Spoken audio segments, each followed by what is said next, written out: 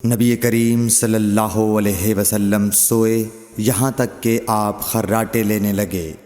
پھر آپ نے نماز پڑھی، اور کبھی راوی نے یوں کہا کہ آپ صلی اللہ علیہ وسلم لیٹ گئے، پھر خراٹے لینے لگے۔ پھر آپ صلی اللہ علیہ وسلم کھڑے ہوئے، اس کے بعد نماز پڑھی۔ پھر سفیان نے ہم سے دوسری مرتبہ، ابن عباس رضی اللہ تعالی عنہ کہتے تھے کہ ایک مرتبہ میں نے اپنی خالہ ام المومنین حضرت میمونہ کے گھر رات گزاری تو میں نے دیکھا کہ رسول اللہ صلی اللہ علیہ وسلم رات کو اٹھے۔ جب تھوڑی رات باقی رہ گئی تو آپ صلی اللہ علیہ وسلم نے اٹھ کر ایک لٹکے ہوئے مشکیزے سے ہلکا سا وضو کیا۔ عمرو اس کا ہلکا پن اور معمولی ہونا بیان کرتے تھے، اور آپ کھڑے ہو کر نماز پڑھنے لگے تو میں نے بھی اسی طرح وضو کیا جس طرح آپ صلی اللہ علیہ وسلم نے کیا تھا۔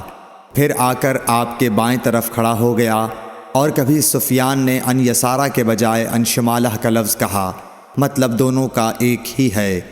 پھر آپ صلی اللہ علیہ وسلم نے مجھے پھیر لیا اور اپنی داہنی جانب کر لیا، پھر نماز پڑھی جس قدر اللہ کو منظور تھا۔ پھر آپ لیٹ گئے اور سو گئے حتیٰ کہ خراٹوں کی آواز آنے لگی۔ پھر آپ کی خدمت میں مؤذن حاضر ہوا اور اس نے آپ کو نماز کی اطلاع دی۔